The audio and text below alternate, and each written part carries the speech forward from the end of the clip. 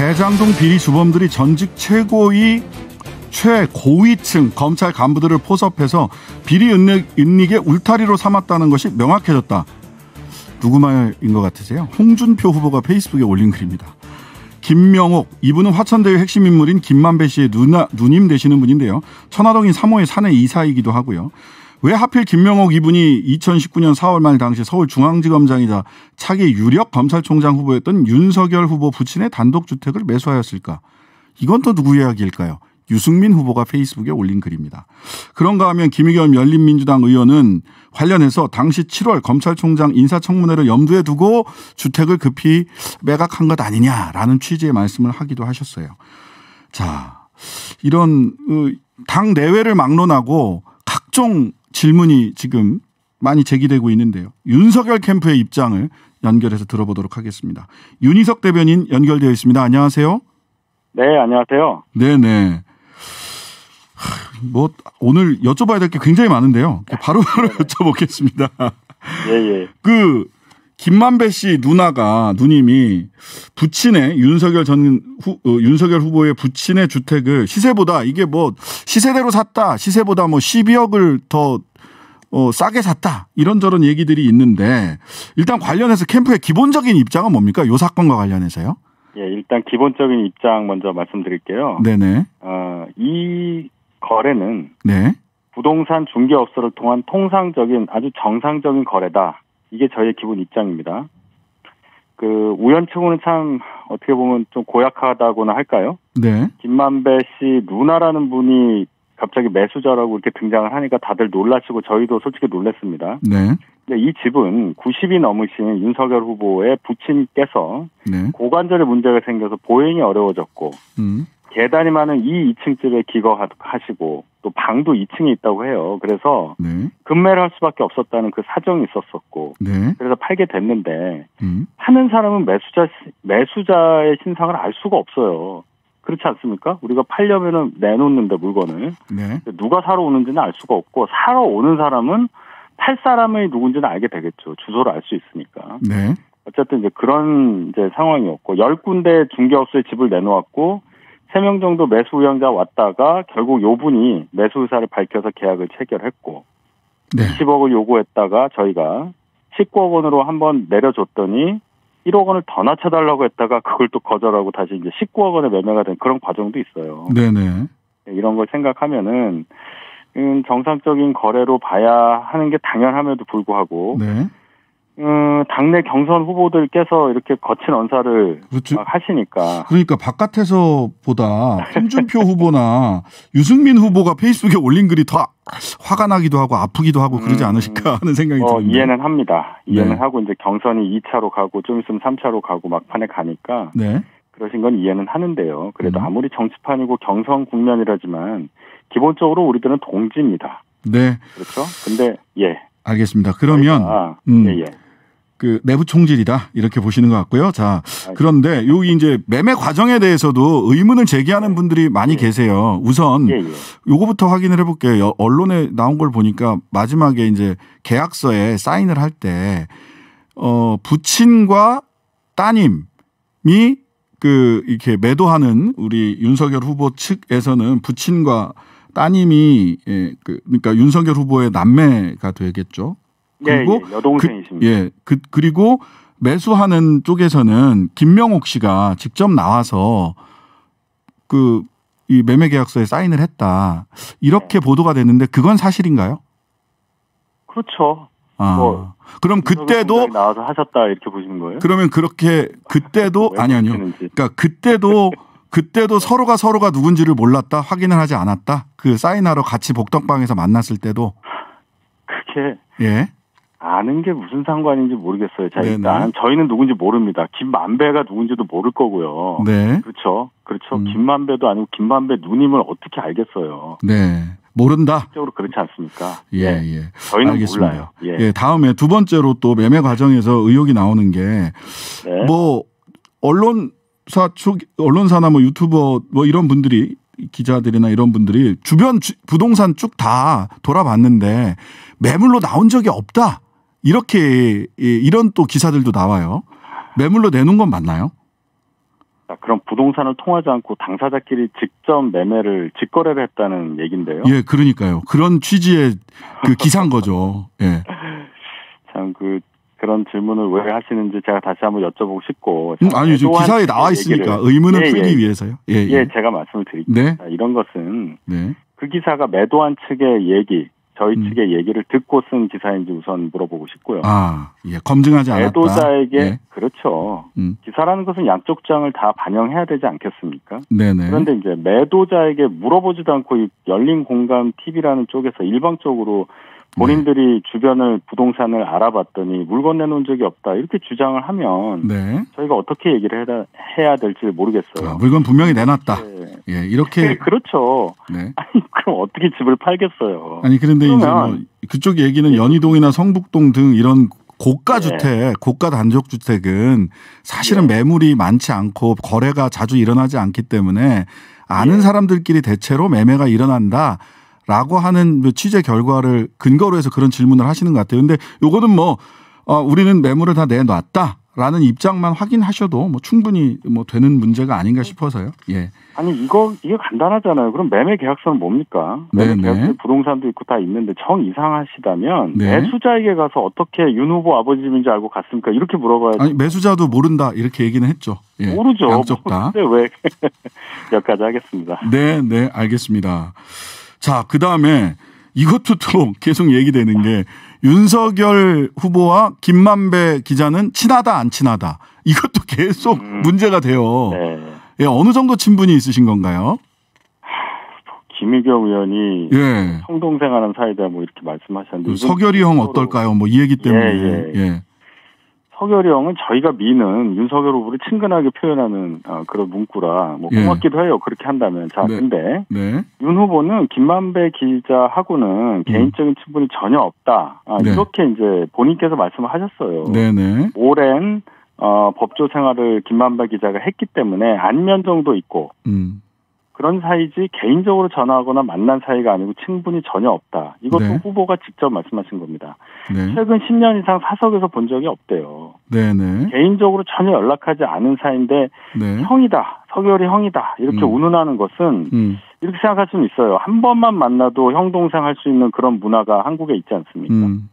그런 거를 떠올린다면 친분을 증명하는 의미 있는 얘기로서 형 운운했다는 것은 크게 의미가 없다고 생각하고요. 호가호위에 가깝다. 뭐 이런 건가요? 아니, 호가호위라기보다는 좀 친분을 과시한 측면이 있겠죠. 그쪽에서. 그래서 관련해서 저희 캠프는 이제 김의겸 의원이 이런 발언을 했기 때문에 이런 얘기가 또 나온 건데 저희 캠프는 김의겸 의원이 윤석열 후보가 김만배 기자와 형 동생하는 사이라고 허위 사실을 유포했다 이렇게 생각하고요.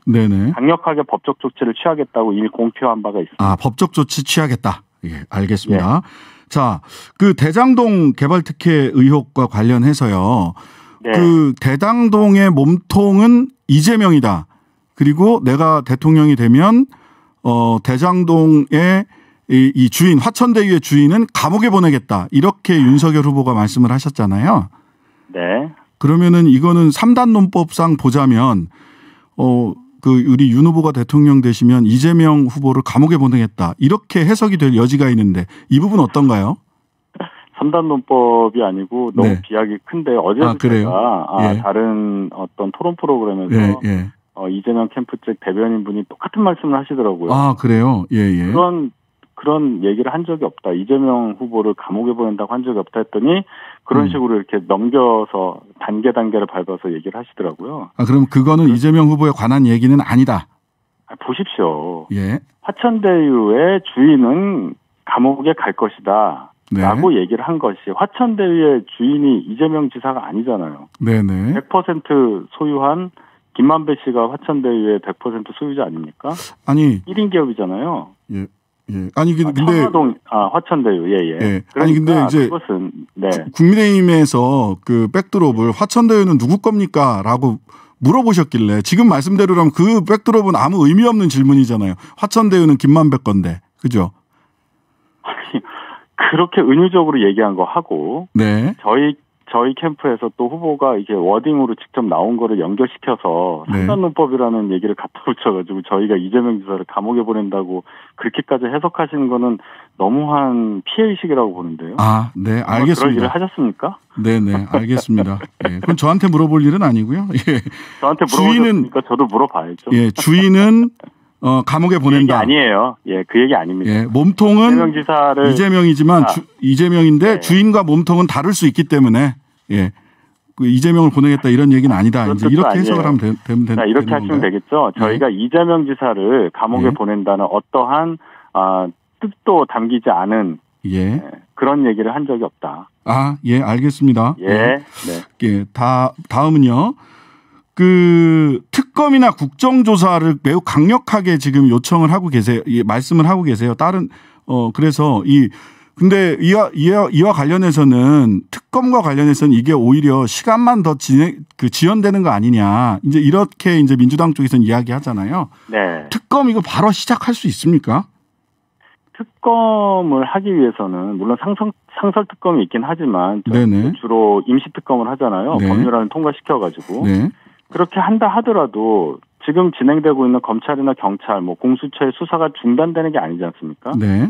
지난번 2016년도에 있었던 국정농단 관련한 특검도 검찰에서 계속 수사를 해온 상태에서 그 수사가 진행되고 있었고 특검법이 통과돼서 박영수 특검이 출범을 하면서 그때까지 검찰에서 수사되었던 자료를 넘겨받으면 된다. 예, 그렇게 됐기 때문에 지연이 된다는 얘기는 좀 어폐가 있는 것 같고요. 그러면은 특검 출범에 대해서 여야가 생각이 달라서 정쟁거리가 될 수는 있겠다고는 생각합니다. 네네. 그러면 지금 일단 경찰하고 검찰은 빠르게 수사를 하고 특검과 관련해서는 시간이 걸리더라도 논의는 해야 된다. 이런 정도 제 생각엔 그래요. 이게 저희가 특검만 믿고 검찰, 공수처, 경찰을 안 믿겠다 이런 의미보다는 조금이라도 이렇게 여야가 첨예하게 정치적으로 대립하고 있는 사안이 이제 나오지 않았습니까?